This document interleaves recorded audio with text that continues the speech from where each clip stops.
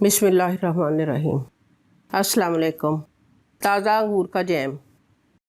अंगूर आधा किलो, पानी आधा कप, चीनी 1.5 कप, नींबू का रस 1 table spoon, red food colour 1/4 teaspoon. तरकीब: ग्राइंडर जग में आधा कप पानी और अंगूर डालकर ग्राइंड कर लें और फिर छलनी में डालकर बीज निकाल दें।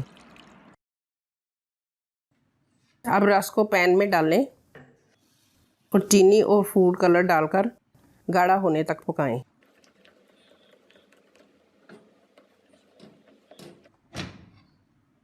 इसके ऊपर जाग आए तो वो छलनी से उतार दें।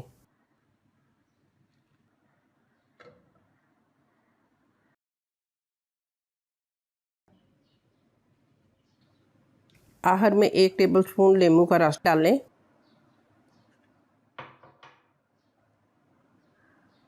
ठंडा होने के लिए रख दें। जब ठंडा हो जाए तो शीशे के जार में डालकर फ्रिज में रख दें। ताज़ा अंगूर का जैम बनाएं, खाएं और हमें दुआओं में याद रखें।